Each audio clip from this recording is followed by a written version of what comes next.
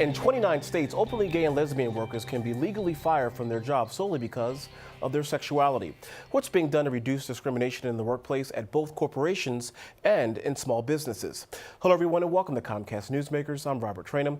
Joining me is Chance Mitchell, CEO and co-founder of the National Gay and Lesbian Chamber of Commerce, and Victoria Fulkerson, the Chamber's Senior Vice President. Welcome to the program. Thank you. What I find alarming is, according to the Williams Institute, the information that I was provided, 81% of Americans mistakenly believe that LGBT people are protected under the federal law. It just defies common sense, because one would think that, look, that's something that's in your personal life. It really has nothing to do in the workplace, but it really does in many ways. Victoria.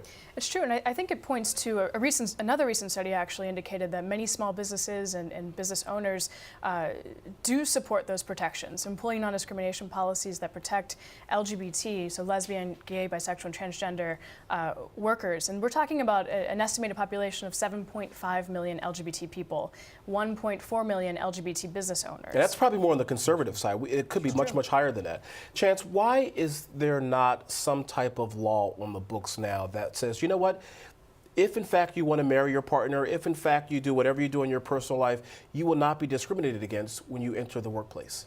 You know, Robert, as you know, things are complicated in Washington. Nothing is ever easy. I wish it was.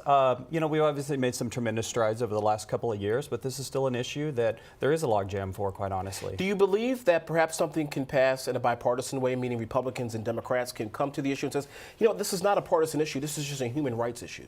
I mean, am I being too idealistic, Victoria? No, I think it's about workplace fairness, workplace equality, and economic equality. It shouldn't have anything to do with how well you do your job.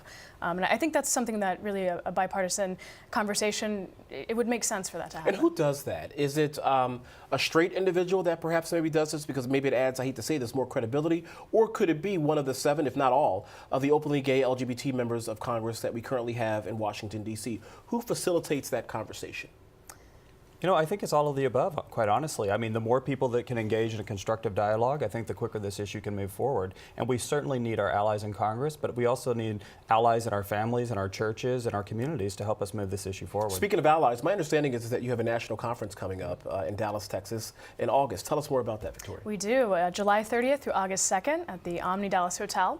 We're looking forward to being in Dallas, and we'll be bringing together over 700 of the nation's LGBT small businesses and entrepreneurs, as well as leading top corporations, so Fortune 500 companies, Fortune 1000 companies, and government representatives as well. So Chance, it sounds like what you're trying to do is you're being a connector. You're trying to bring LGBT business owners and so forth with straight organizations and saying, you know what, maybe there's some joint business that can happen at this conference. Absolutely. You know, this is an organization that we founded 10 years ago, and it was based on the principle that if we find common ground, if we find common dialogue, that we can bring people together and we can talk about business and the economy and taxes and insurance and healthcare and all the things that matter to most of the American people. We got about 40 seconds left. I want to go back to the politics of this.